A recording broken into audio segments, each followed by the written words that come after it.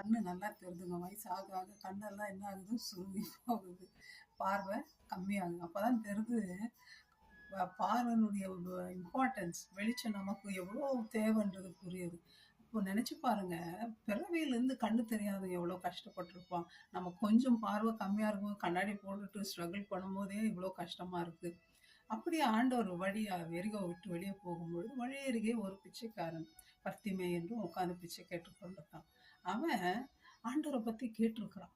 ஆண்டவர் எப்படிப்பட்டவர், என்ன செய்யறாரு, எல்லாத்தையும் கேட்டு அவர் மேல நம்பிக்கை விசுவாசம் வைத்திருக்கான். நம்ம கண்ணு தெரிஞ்சவங்களே நிறைய பேர் இயேசுநாதரை நம்புறது இல்லை. நம்பி சில பேர் என்ன பண்ணுறோம், விட்டுறோம் அவரை. இந்த குருடன் எப்படி ஆண்டவரை நம்பியிருக்கான் பாருங்க. ஆண்டவர் சொல்றாரு, கடுகளவு விசுவாசம் இருந்தா போதும். நான் நினைக்கிறேன் இவனுக்கு மலை போல விசுவாசம் ஆண்டவர் மேல இருந்திருக்கு. அவ்வளோ பெரிய விசுவாசம். ஒரு நாள் திடீர்னு சத்தம் கேட்குது அவன் காதல. கேட்குறான் பக்கத்துல இருக்கிறவங்க, என்னடா சத்தம் கேட்குது? ஒன்னு அவங்க சொல்லியிருப்பாங்க, இயேசுநாதர் போறாரு. இயேசுநாதர் யாரு? அவர் மெசாயா. அவர் தான் தாவீதின் குமாரன்.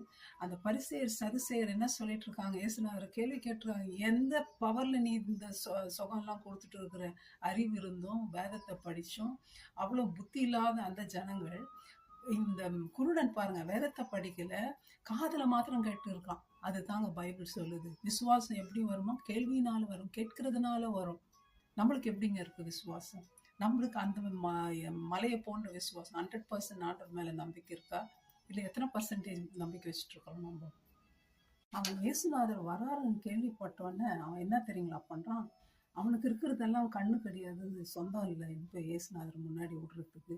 ஆனா அவங்ககிட்ட இருந்து ஒன்னே ஒன்று வாய்ஸ், தன்னுடைய சத்தத்தை உயர்த்தி என்ன பண்றான்? இயேசுவே, தாவீதின் குமாரனே அறிவிக்கிறான் உலகத்துக்கு. அடே அவர் மெசையாடா, நம்புங்கடா, அவர் தாண்டா உன்னதமான தேவனிடத்துல வந்தவர். அதனால தாண்டா அதிசயம் செய்யறார். பாக்குறீங்களே, கேக்குறீங்களே, அப்ப கூட நம்ப மாட்டேங்கிறீங்களா? கத்திர ஒருத்த சத்தமா, தாவீதின் குமாரன்.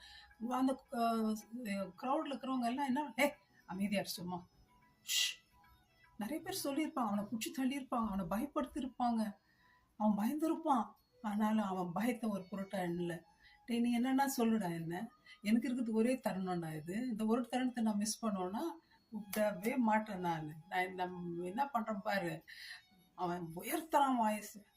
அதெல்லாம் கேட்டு ஆள்றாங்க. ஆண்டவர்கிட்ட கத்தி அழறான், இயேசுவே, தாவீதின் குமாரனே, எனக்கு இறங்கப்பா. இன்னைக்கு நீங்க அவர்கிட்ட சொல்றீங்களா? அவரை கூப்பிடுறீங்களா? நீங்க உங்க கஷ்டத்துல கூப்பிட்டு தான் பாருங்களேன். ஏன்னா அவனுக்கு தெரியும்